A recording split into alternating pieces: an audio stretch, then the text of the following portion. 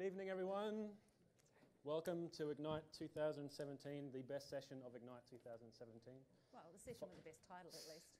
5 p.m. on a Wednesday when the hangover's just kicking in, hangover lag just kicking in. My name's Paul Woods. I'm half of the speaking team for this presentation today.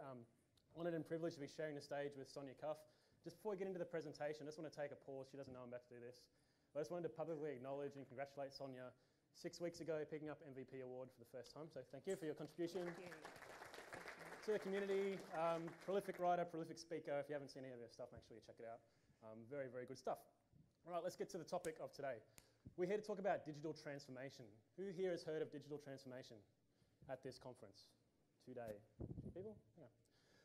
I thought there'd be a lot more talk about digital transformation in the keynote, probably not as much as I thought there might have been. But what I want to talk about the session today is really about digital transformation in the sense of the stuff that technologists don't normally think about. So what we want to do with today's session is enable you to walk away with vocabulary, some stories that you can share with people inside your business when they're talking about digital transformation inside your IT teams. And we're going to do that in a pretty interesting kind of approach, and we'll talk about that in a second. Digital transformation really is the buzzword of the month, the flavour of the month. People inside your business are thinking about digital transformation today, whether it's at the board level and your directors in your business.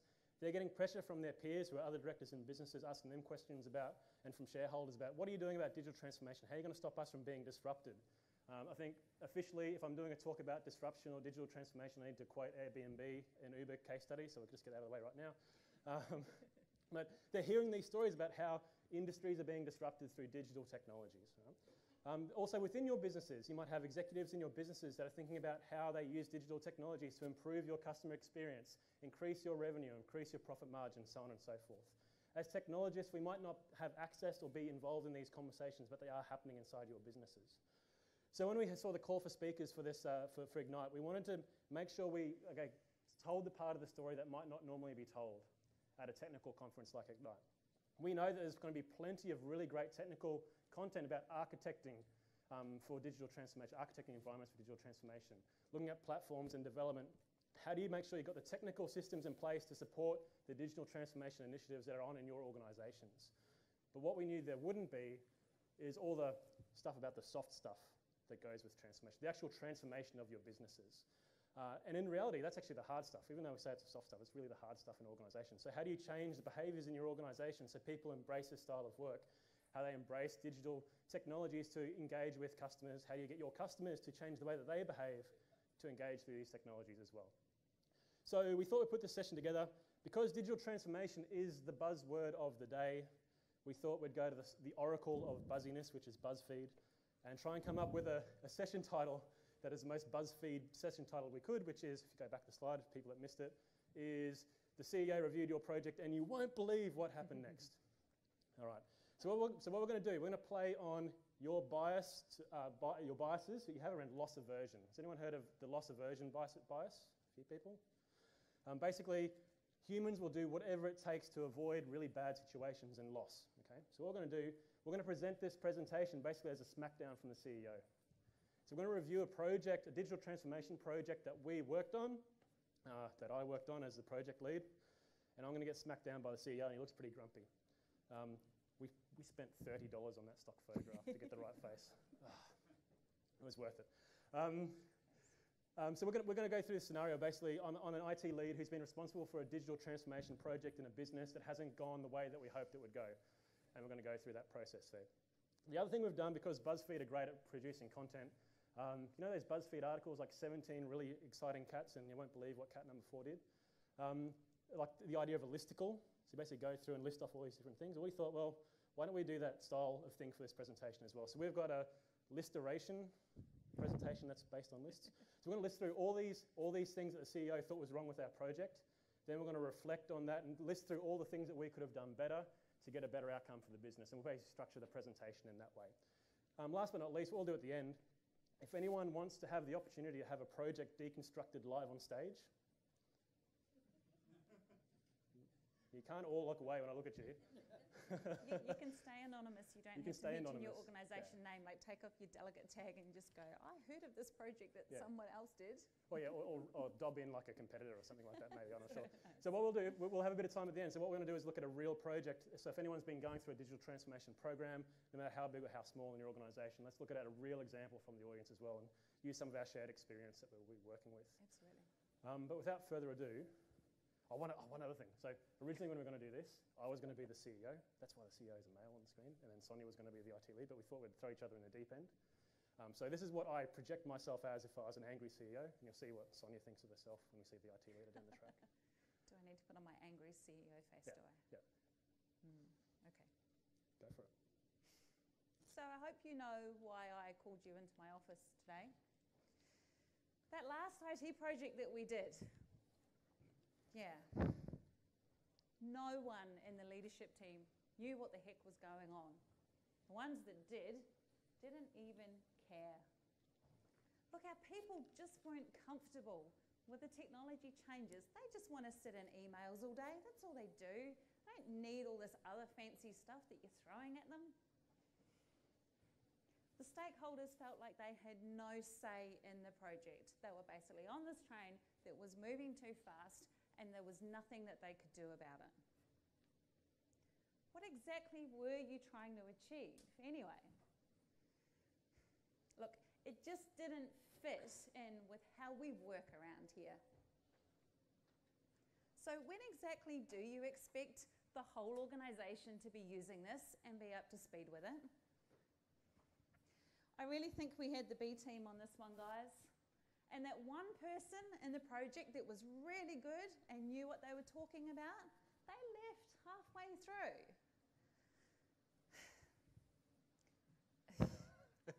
That's me. Hands up if you've ever been on the receiving end of a conversation like that, or you know somebody else who has. Let's phrase it that way. All right. And they're all coming up the stage at the end of the presentation. So.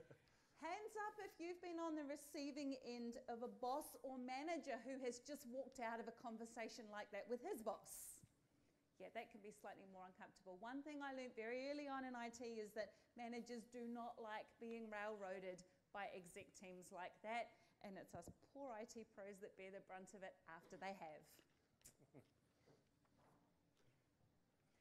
At the end of the day, digital transformation, as much as we like to coin it as an IT term, it is not an IT project. Digital transformation is a business project with IT components. Cool. I thought you were going to be a lot angrier than that. We should I don't do angry very well. I'm not going to win an Oscar for that one. We should rehearse the anger more. Yeah, okay. Yeah. So what we wanted to present there, a lot of people would have experienced meetings like that, experienced feedback like that around projects that you worked on. And thank you. I'll let you click. Thank you. And because we're technologists, we might not have all the context around why businesses are changing and why the business needs to change. So we sometimes get blindsided by that kind of conversation as well. We do what we're tasked to do, which was to deliver that project, which might have been putting a platform in place or virtualizing some infrastructure and putting it somewhere else, or whatever that technical aspect of the project is. But we, as technologists, we need to think a little bit broader and think about the impact of our actions and our customers and our customers' customers ultimately, and what we're trying to achieve for them, what outcomes the business is trying to achieve. A lot of that is driven by our KPIs. You look what we get measured on. Did it go in on time? Was it on budget? You know, that is not how the business measures success of a project. Yeah, exactly. So if I'm a CEO, and technically I am a CEO of a business, a small business, yourself as well, what we think about isn't about getting things done on time or on budget. We think about customer experience and customer satisfaction, and repeat customers and margin, and how much money we can get out of the lifetime of a customer, and so on and so forth, which are different incentives or different things that we measure our success on based on what technology teams want to be based on. So there's almost like a misalignment of incentives there as well around how we can involve ourselves in these projects. Now that being said, there's plenty of lessons that we can take away from a conversation like that, or lessons we can take from other projects, and we'll talk about a great resource that you can get access to at the end of this presentation. It's on slide 34, another good BuzzFeed kind of thing there. It's a resource that you can use. It will help you, arm you with all these stories that you can take back to your business when you're talking to the people inside your team as well. The first thing we wanted to talk about is questioning how fast you are going. When we talk about how fast we are going, it's not just you as a technology team, but it's your business as well. So I don't know if you've been, and I'm pretty sure I'll know the answer to this, who feels like the IT team is going faster than the rest of their business?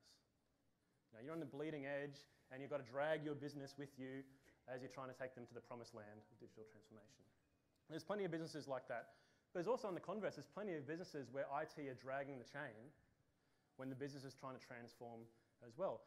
Do you want to share the story of the customer that we worked on in New Zealand about that smaller customer, but really where the business was leading as opposed to the technology side of the business? Yeah, absolutely. And so they are a very boutique retailer breaking out into corporate markets, and their growth is just absolutely phenomenal. So they have gone very quickly from a very small team to a very large international team, and they have a lot of challenges that go with that. They are a very strong culture-first focused organisation, and so it's really important to them that things are done their company way. And that is important to, how do you scale that out? How do you go from being a team of, say, 5 people, where you probably even already know each other, you're all on the same page, and you've all got these great plans and you're thinking the same way, to all of a sudden having offices on the other side of the world, different cultures that you need to deal with. How do you take that company culture and duplicate it in several different places at once at the same time and keep everybody singing the same song? Yeah, and you're just talking about inside the organisation as well. They wanted to take their brand experience internationally as well. So they're based in Wanaka. Has anyone been to Wanaka in New Zealand? It's a horrible place to go have to do some work. We got paid to go there, it was great. So they're a small team of 40 people in what is a regional town in the Southern Alps of New Zealand that want to take their brand experience and their merchandising and retailing experience to Whistler, to the ski fields in Europe as well. So they knew what they wanted to do, and the business wanted to be there yesterday, but the challenge they had is that the technology couldn't keep up. And they were looking at how they could use digital, and in their case using things like HoloLens and Cephas Hub to take that brand experience internationally while keeping that core cultural influence within their team there in Wanaka. Yeah, we coined a phrase in that project of taking Wanaka to the world. Yeah, exactly. So when we talk about how fast you're going, think about how fast your business is going in contrast to the IT team. Digital transformation will be successful if you can get both of those aligned and those expectations aligned. So if you're going at the same pace as the business, or just slightly ahead or slightly behind. But if there's a big mismatch, then chances are your transformation efforts will fail as you go through it. Just have a think about that as we go through it. Executive sponsorship. Who here has worked on a project with an executive sponsor that showed up on the first day, then showed up on the last day? And did nothing in between, right? I know there's a few Yammer folks here that do a lot of Yammer work. They'll be very familiar with that. Like, yeah, let's do this enterprise social thing, but they won't actually post on the network, that kind of thing. When we talk about executive sponsorship, you need visible and active executive sponsorship in these activities. So it's not about a case of someone showing up to a board meeting every month and just signing off on stuff. You need someone to actively lead the transformation through your organisation as well. So if you don't have that executive, whether it's the CEO or a senior leader in your business driving this transformation, then again, that transformational project work that you're working on may not be as successful. So how do you identify executive sponsors? Do you have the ability to influence who is the executive sponsor of your projects as an IT pro or a technologist? Most people are kind of shaking their head. So there's 2 things we can think about here with executive sponsorship. So one is the formal executive sponsor. So the person that formally is the sponsor of the project, they might have the sign-off authority on different bits and pieces and decision-making authority. That doesn't stop you from engaging with other executives in your business and getting their support and their sponsorship of the activities that you're going through as well. So you've got to remember that, if you've got an executive team of 12 people, if you're really transforming the business, all 12 of them will want to have at least a view in on what you're doing and have the opportunity to support it, have a voice in that process as well. So when you think about executive sponsorship, get the words right, don't just think about that one person signing off the checks at the end of the day. Yeah, I think it's also important that the executives realise that as IT pros, we're there to make them look good. Okay, so they need to feel like they have the backing and the support of the IT people leading this project as well. That we're doing it for the right reasons, and we're doing it because we honestly and truly believe that the technology that we're putting in is going to have a business impact. And we have a vested interest to make sure that it is a success for the business owners and for the people who come in and do their work every day using that piece of technology. That's what it's about. We want to see business results out of the work we do because that makes us feel a sense of worth, like what we're doing actually matters. And it's far more satisfying than just coming in and going, oh cool, the servers have been running at 98% uptime. Yeah. Yeah, one really good example of that is think about how those executives are incented themselves and what they're measured on, and focus your conversation based around that. So a good example, we did a project just recently with a local council in central Queensland. They're rolling out Surface Hub. Now, what do you think the primary business case is for a Surface Hub deployment? Anyone got any ideas? Sorry? Collaboration, yeah, any other ideas? Collaboration? So what we found out when engaging with the CEO, this wasn't a collaboration project, this was a safety project. And it absolutely changed the way that we thought about how we communicated in the business, communicated with those executives, other executives within that organisation as well. In this case, that organisation, they're a local government area about the size of Tasmania, and they have a lot of their staff get into cars and drive 2 hours for meetings every couple of days. Or staff that need to be able to work from home because of other meetings and can't attend meetings because of the distance and tyranny of distance. Not only their internal staff, but their customers, so the businesses and the organisations and the individuals within that local government area, they have to get in their car and drive to see a planner for 90 minutes to go to have these conversations. So for the CEO of this organisation, this wasn't a collaboration project. It was how do we get these people out of cars so we can manage fatigue better in our workforce. So it's pretty, like collaboration is a nice fluffy way we could talk about that. But if we get that next layer or two deeper in how that person is measured and what they're trying to achieve, you can absolutely unlock some really sustainable sponsorship throughout the entire project. Yeah, look, collaboration, as you said, is one of those buzzwords, but you need to drill down to that next level of detail to go, okay, but what does that mean for you? What does collaboration do for you? What are your frustrations at the moment with how collaboration is or isn't working within your workforce or with your customers? And how is making that better going to give you a different result? What's the impact that you're looking for here? Cool, next one. Digital champions. So that's a nice little segue from what we're talking about there. Previous slide we were talking about executives, how do we get executives on board? But executives aren't the only influencers that you have in your business to make transformation sustainable. Who here has direct reports? So HR manager. You're one of the best digital champions we can find in a business because you have the power to change the way that people work, their work practices and processes, how they engage with customers at a team-based level. So when you think about how you get transformation to stick across your organisation, don't just think about the executives at the top and what they think. All these influencers and middle and lower level managers also have almost an equal influence to make that change stick. Yeah, if not more, to be honest. Because when you have a look at your workers, the people that they deal with most of the time are their peers and their bosses. You know, how often do you see the CEO of a big organisation walking through the hallways where you work? Yeah.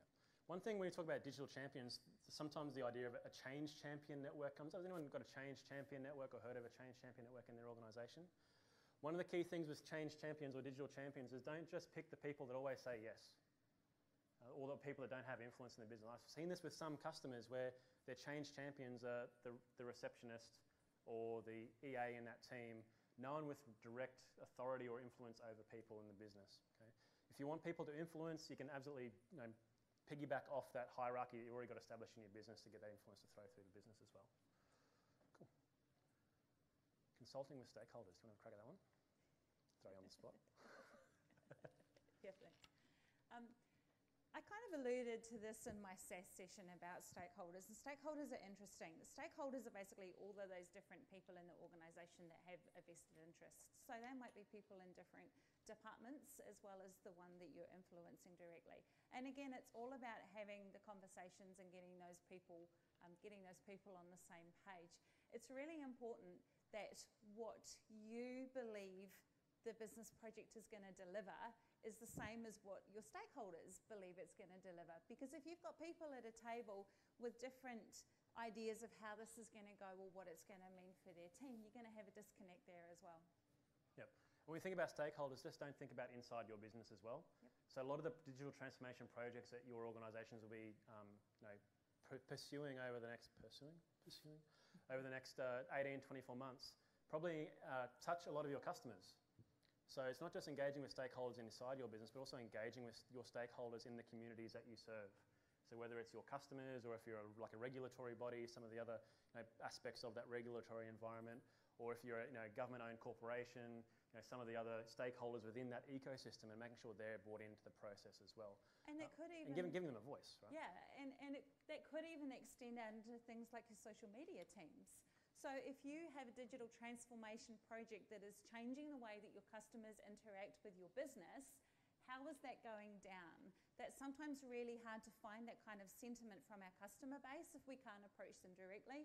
But if you've got a social media team on board that are monitoring things like Twitter and your Facebook page and that kind of thing, they actually might be one of the stakeholders that you need at the table. They're really good at communicating changes and issues out to your customer base, but they're also really good at giving you insights and feedback that customers won't tell you to your face, but they sure as heck will post on your Facebook page. Some more than others. Yeah. Vision and strategy. Who here can tell me what the vision is for their company? Oh, nice sweet boy. It's on your t-shirt, I'm pretty sure. So that'll be like printed out and oh yeah, it's on the wall in the lunchroom somewhere, I'm sure, yeah. What about your core values? That's the session that HR runs when you get inducted. Oh yeah, that's right. That's right. Yeah, we forgot to record that one though, so we can't look back at it again. So we talk about vision and strategy. There's two ways we can look at vision and strategy. So one is the vision and strategy of your business, and does the vision and the strategy of your business align to the transformation effort that you're about to go through? There are some organisations that absolutely put some stuff on a wall and it means nothing. There are some organisations that it means everything, and they tie all their projects to that. So if you have alignment between the vision of your organisation, what you're trying to achieve, and this digital transformation, that's a pretty good thing. We don't see that all that often, if I'm absolutely honest with you. Yeah. But it's not just the vision of your organisation, what the organisation is trying to achieve, but it's the vision and the strategy behind the transformation itself. So can you tell me what the promised land will actually look like? Can you paint the picture of this vision, once we've gone through this transformation process, of what that will look like?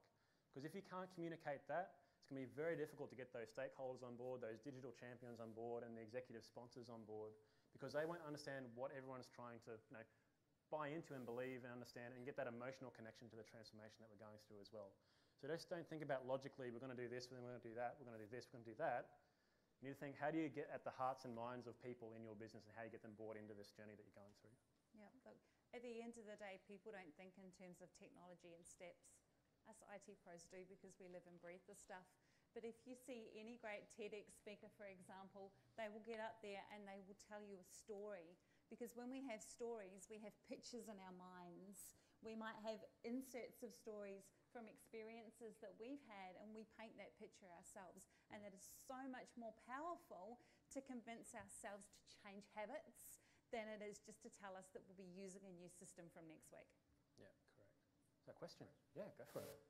This could be dangerous. Yeah. Do you need both, and can you have one or the other? Do you need both, or do you need one or the other? That's a good question. I think...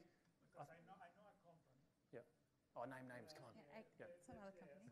Yeah. They spend millions on strategy. Yep. But I keep thinking to myself, and actually I told this to my boss, but I don't see the vision. Yeah. The company I worked for before, they have both. Yeah. And it's strange to me that we're spending millions and millions in strategy. Yeah. All these projects, those organizations, emails every day, but I don't see a vision. And to me, Yeah. something is So if I just summarise that so everyone else in the room can hear, basically we've got an organisation that you don't work for, and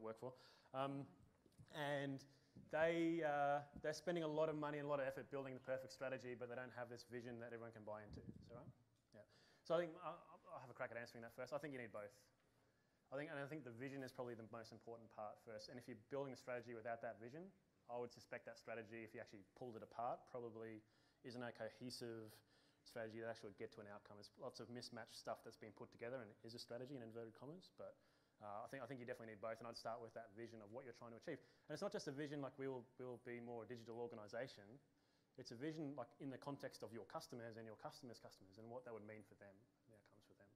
Yeah, look, at the end of the day, if people don't have a buy-in to what you're trying to achieve, then forcing them to do all these strategic steps, it's just not going to work. I'm biting my tongue on that one too. I teach at the QT School. It's QT School of Management, School of Business, and we could talk about vision and strategy for about 4 days, I think, but I'll bite my tongue on that one. And look, and I think anybody that's had a corporate background all has horror stories of visions and strategies that literally are the standard line from the HR department that they trot out once every few months as corporate culture? Yeah, exactly. So good question though, thank you. The business model. Does everyone in this room fundamentally understand how your business makes money? And that sounds like a really simple question, but if we dug into some of the people in this room, I'd be interested to see a percentage of people that really truly understood how your organisation made money and the value chain from identifying a customer right through to profit in a shareholder's back pocket. If you don't understand how your business makes money, getting on this digital transformation journey will be difficult. Because chances are that business model might change along the way too. So you need to be able to be fluent in being able to talk about how your organisation makes money. And it sounds really commercial and it sounds like you've sold out, but ultimately that's what pays the bills. It's what pays your salary, right? That's the reality. And so you want to know about how you contribute to that revenue flow. The idea of your transformation journey might not be about increasing revenue, but you still need to know how that money flows through your business, because it might be about reducing cost, reducing operational complexity, getting closer to your customers so you can change the way that you bill your customers. There's so many different permutations of this, but unless you know truly how your organisation makes money, you're going to be on a back foot when you're having conversations with people that matter that will make those decisions as well. A question? Yeah? What's more work for government like?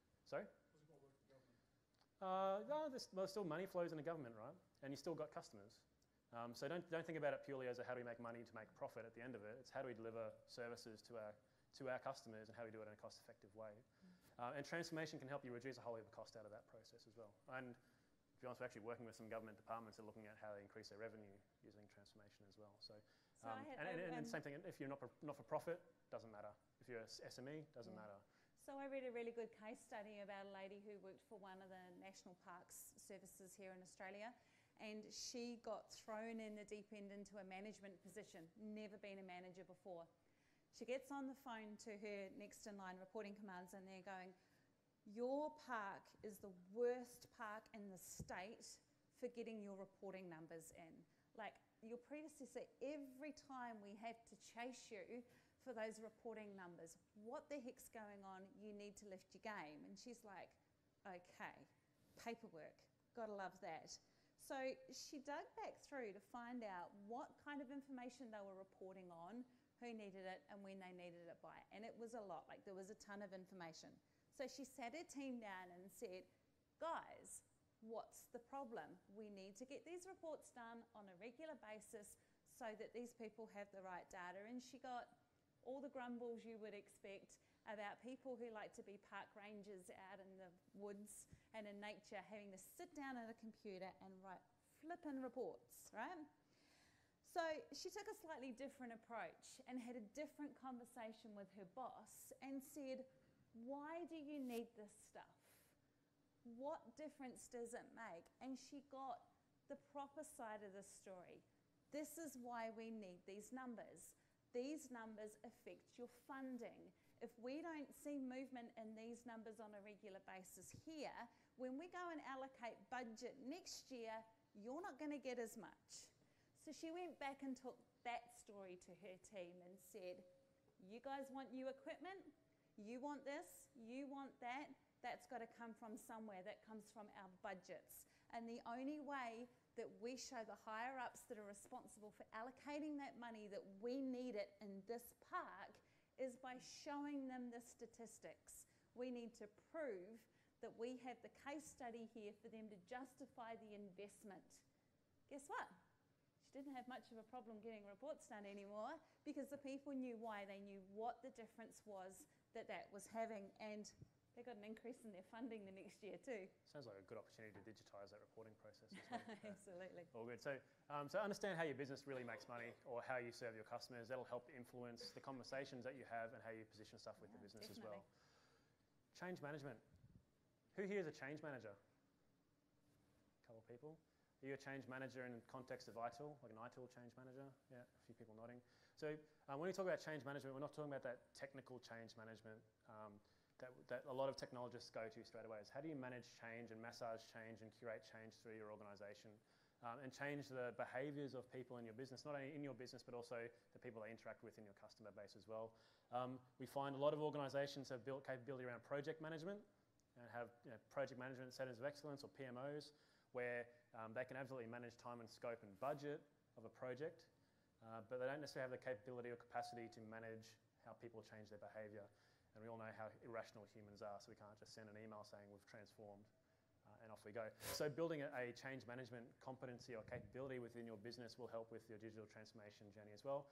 Chances are there might be aspects of this that already exist in your business. You might not have come across them yet. So within your HR team, there might be some people within that team that have some of this competency already. They may not consider themselves change managers, but they have the behaviours and the attitudes that will help support that.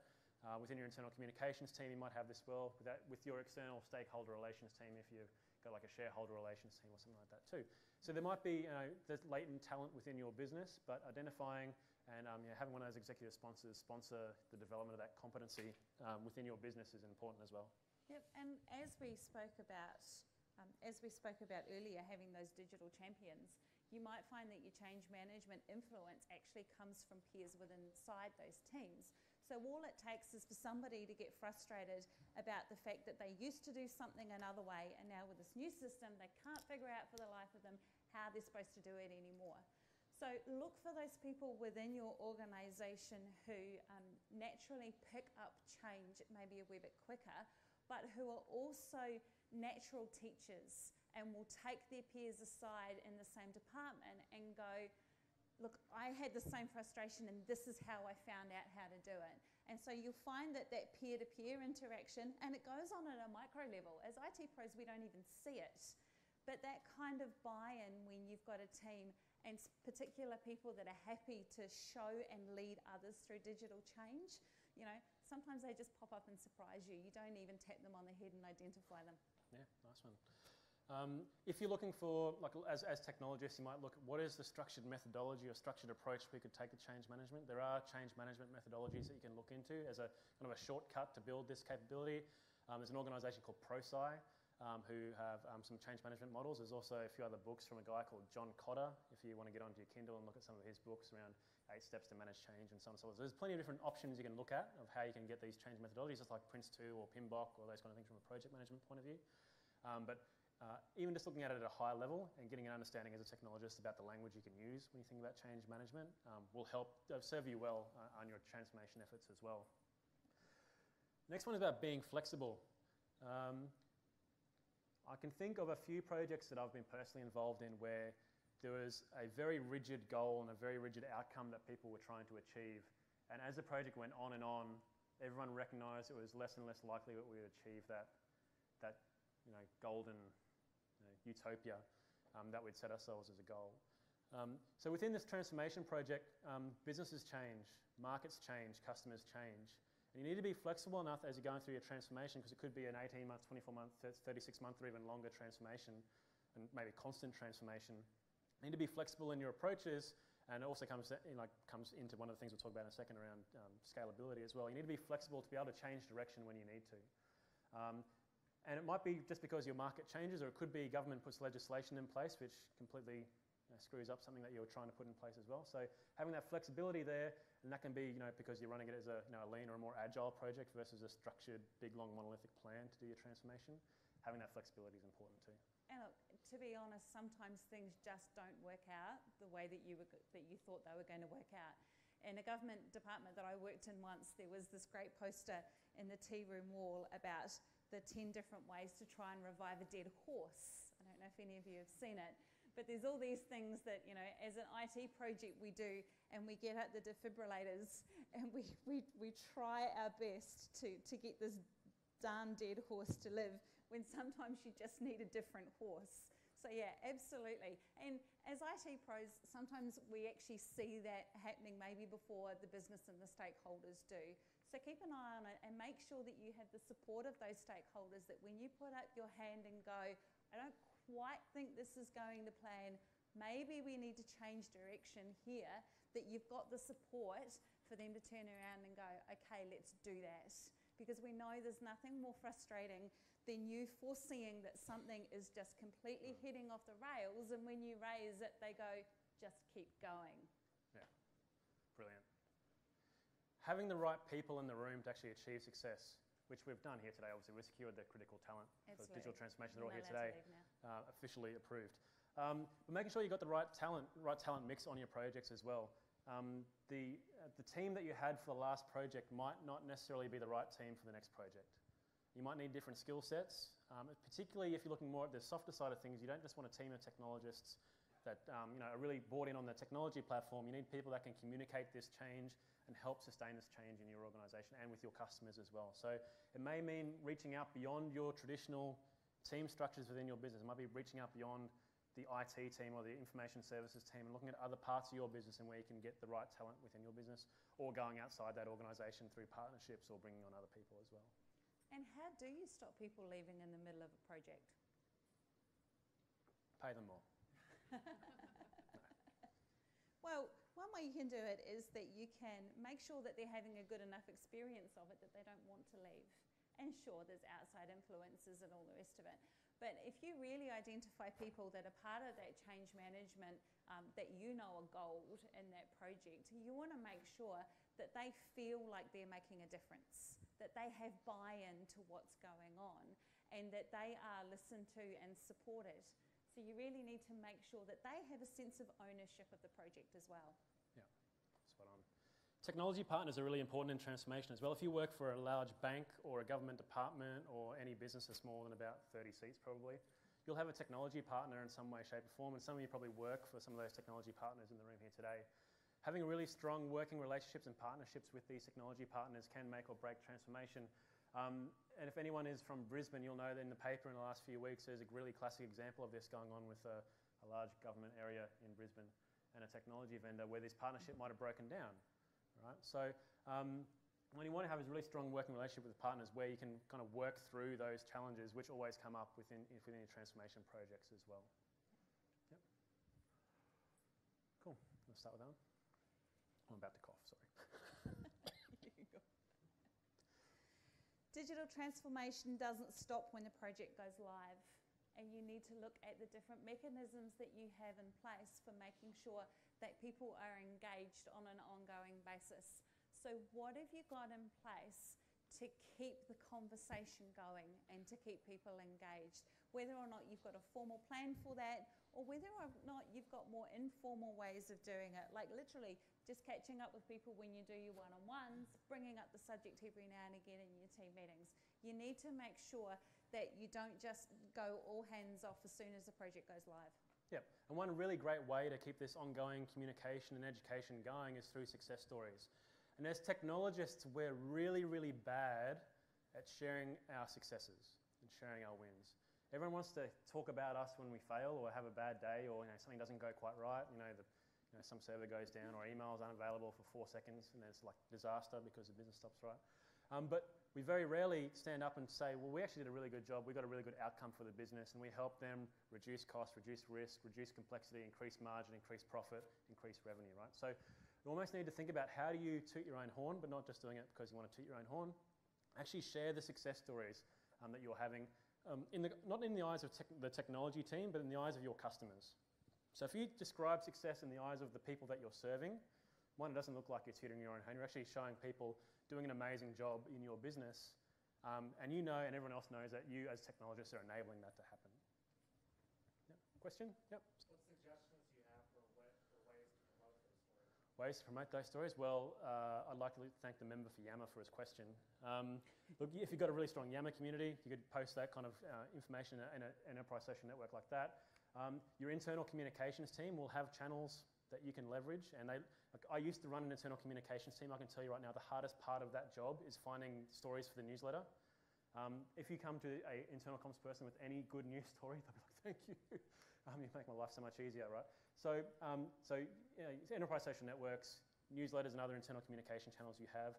Other examples we've seen are IT teams setting up trade show events. So having like a one-day event where they bring the business to them and they talk about all the different parts of the business and what influence they're having on the organisation. You can have your CEO name drop it in all-hands meetings or like large-scale communications like that. There's dozens of different ways that you can communicate these success stories. The key thing is making sure you capture the success story first, and then make sure you can communicate it effectively, whichever channel that you want to use.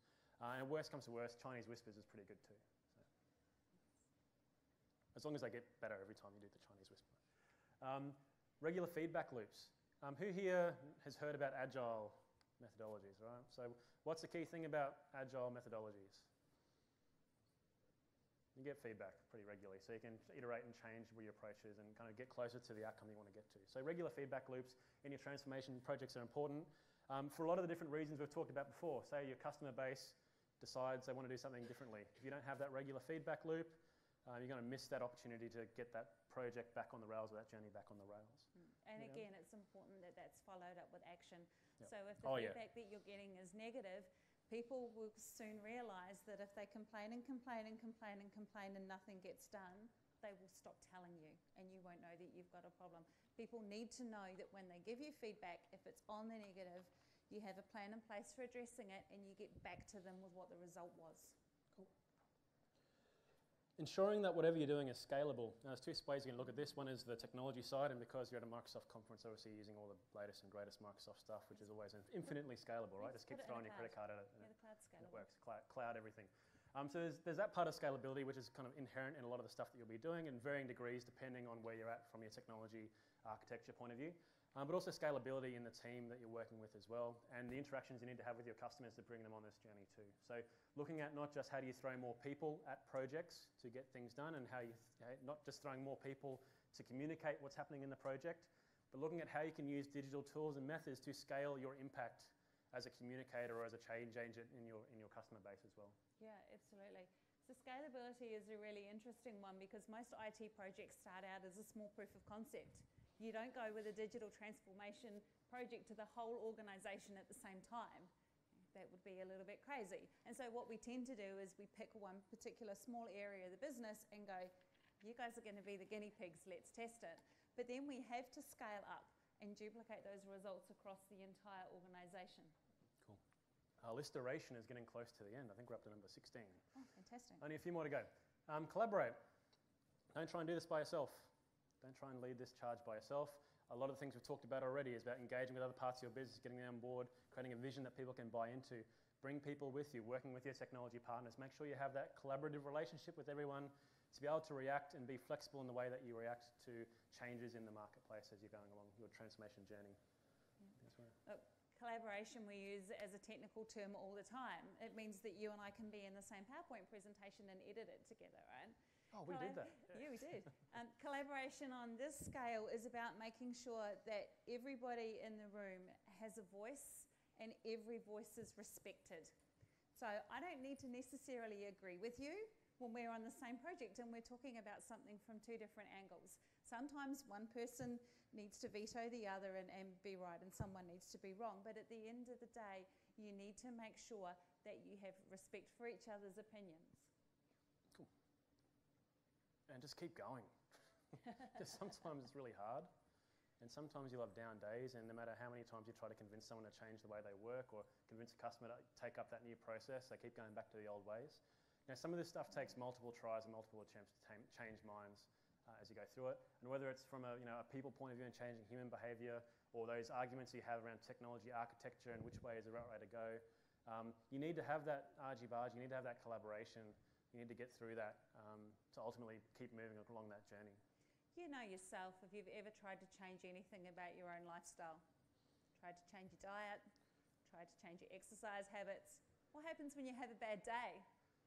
You don't feel like changing so much. You eat a chicken schnitzel burger like I did today. Yeah, we don't really feel like continuing. Yeah. But there's this great saying that says when you're going through hell, don't stop there, okay? You need to push through. Just as we have to push through in personal lifestyle changes, sometimes we just need to keep going. Yeah. And if you do all of that,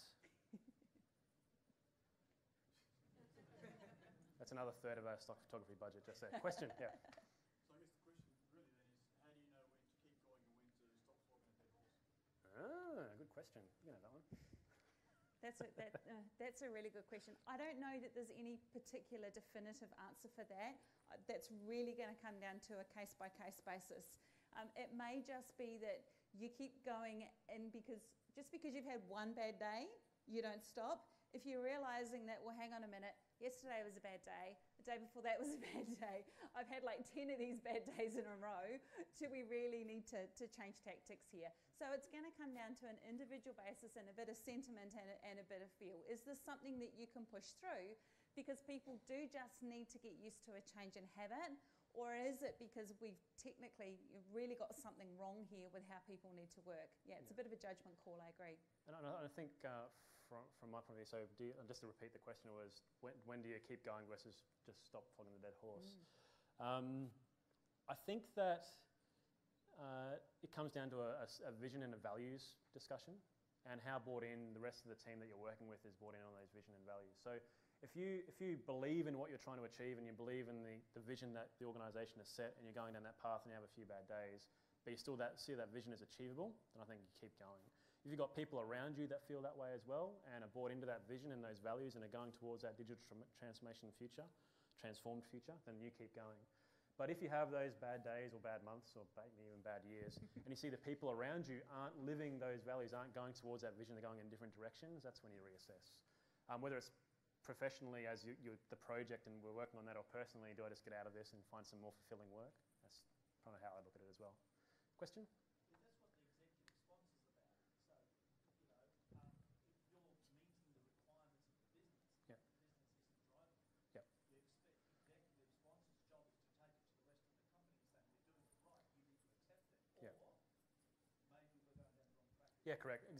Executive sponsor's got a key role to play, and it may come down to the executive sponsor making a judgment call on some financials. We're not seeing the revenue impact that we thought. It's not influencing our expenses as much as we could. It's not reducing them as much. We're not seeing as much repeat business from our customers because of this stuff. So there's definitely a few different ways we could answer that question, and probably 15,000 different permutations of it if we look at individual situations. But I think you're absolutely right with the executive sponsor too. I think there's another question. Is it Kai?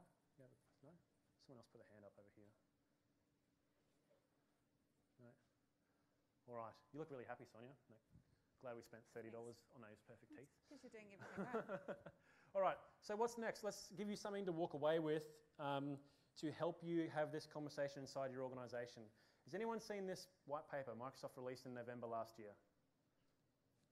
Not a single hand. That is, okay, a few hands, okay. Maybe 5 hands, all right?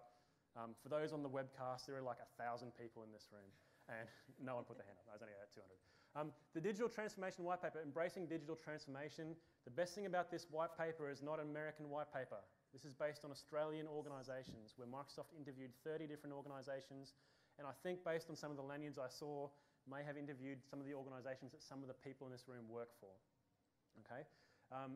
A lot of our presentation is inspired from this white paper. So a lot of the things that we've talked about are directly from this white paper. So if you thought this content was engaging or interesting, or you want to take some of these messages back to your business, please take a photo of this, or if you're really keen, get out your mobile phone right now and type in that address, digital-delivery.azurewebsites.net. Put in your details, get on the mailing list, and then get a copy of this one. The good thing about this is if you go to that address, they give you the option to download the PDF, which has got some really great content in it and some great frameworks you can use to have this conversation inside your organisation. There's also a podcast version of it, so you can download it and listen to it in the car when you're coming back and from work, or on the bus or on the ferry. Okay? So I'd absolutely recommend you have a look at that. The reasons why I like this: really simple language that anyone can understand, really great, relevant case studies to Australia, organisations that your peers and your stakeholders will understand where they fit into our marketplace and the struggles they're going through, like Cricket Australia, Macquarie Bank, there's a few other ones in there. Yeah, that's right. Yeah. And it's not just theory. These are real world examples from businesses who have gone through the digital transformation thing and have learned some lessons from it, and they share what worked. Yeah, spot on. And then continue your Ignite learning path with all these great resources here that you would have seen already during this conference. So I think, what's the time? We've finished up. We're good. 50 minutes. So we've got another 10 minutes, 10 to 15 minutes. Does anyone want to come up on the stage and talk about their digital transformation journey? They're all too scared. We don't want to keep you from beer o'clock either. Yeah. You're making our job really easy, actually. They are, aren't they? So without further ado, so what do I say? So thank you very much for your attention and your engagement during this. It's great to see a presentation with so many nodding heads and phones coming out at the end. We'll be up at the front of the room here. Yep. Afterwards, if anyone's got any one-on-one questions, want to ask or talk about some of this content. I think, Gus, do you have a question? I have Yep. a Statement? statement. This is the best session I've seen so far. Oh, thank you. Yeah. No, just the only session you've seen so far? Just make sure you put that in your evaluation feedback. Early, and mine's tomorrow morning. But this was really, really good. So, so let me throw that back at you. Why was it good? What's your takeaway from that? Well, what I liked about this was I think you were right. No one talks about this. Yeah. Talk about digital transformation, and it's common sense. And nothing you said today was like mind blowing. Yeah. But it was just a really neat, succinct way of telling the story. Yeah. Cool. Awesome. Very good. Well, thank you for the feedback. Thank you. If you want to put that feedback on the eval form, I think that's the next slide. Or maybe not.